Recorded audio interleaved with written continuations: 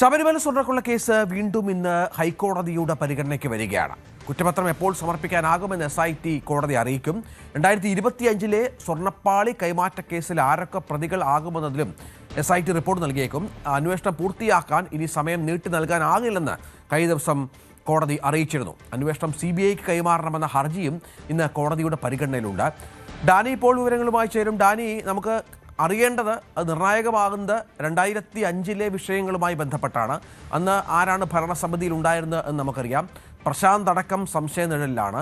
അവർ കൂടി പ്രതികളായാൽ പ്രതികളാക്കപ്പെടുന്ന CPM നോമിനികളുടെ എണ്ണം അത് എത്രയോ ആകുമെന്നുള്ള കണക്കുകൾ നമുക്കറിയാം. അവർക്ക് നേരത്തെ തന്നെ SITയുടെ റഡാറിലുണ്ട്, ചോദ്യമുനയിലുണ്ട്. എന്താണ് മനസ്സിലാക്കേണ്ടത്? അവരെ കൂടി ഉൾപ്പെടുത്തിയായിരിക്കുമോ ഇനിയുള്ള നീക്കം SITയുടെ?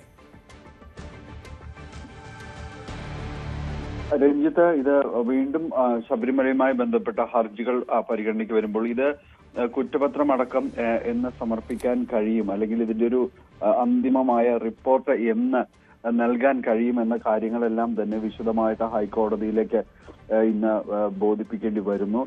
ഇതിന്ന് പരിഗണിക്കുന്നത് സ്വർണ്ണക്കൊള്ളയിൽ സ്വമേധയാ എടുത്ത കേസും അതോടൊപ്പം തന്നെ CBI അന്വേഷണം ആവശ്യപ്പെട്ടുകൊണ്ടുള്ള വിവിധ ഹർജികളും ഹൈക്കോടതിക്ക് മുന്നിലേക്ക് വന്നിട്ടുണ്ട്.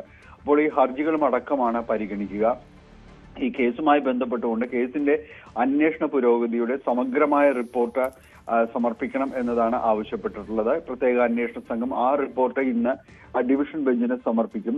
കാരണം അല്ലായെങ്കിൽ വലിയ രീതിയിലുള്ള വിമർശനത്തിലേക്കെല്ലാം തന്നെ പോകും. കഴിഞ്ഞ തവണ തന്നെ കേസ് വിളിക്കുമ്പോൾ ഇത് എന്താണ് തുടർ നടപടികൾ, മറ്റ് ആരൊക്കെയാണ് പ്രതികൾ, കേസ് അന്വേഷണം എവിടം വരെ എത്തി എന്നതടക്കമുള്ള ചോദ്യങ്ങളെല്ലാം തന്നെ നേരിടേണ്ടി വന്ന സാഹചര്യം കൂടിയുണ്ട്. അതുകൊണ്ട് അന്വേഷണ സംബന്ധിയായ കാര്യങ്ങളിലെല്ലാം തന്നെയും വ്യക്തമായ ഒരു വിശദീകരണം ഇന്ന് ഉണ്ടാകുമെന്ന് തന്നെയാണ് പ്രതീക്ഷിക്കുന്നത്.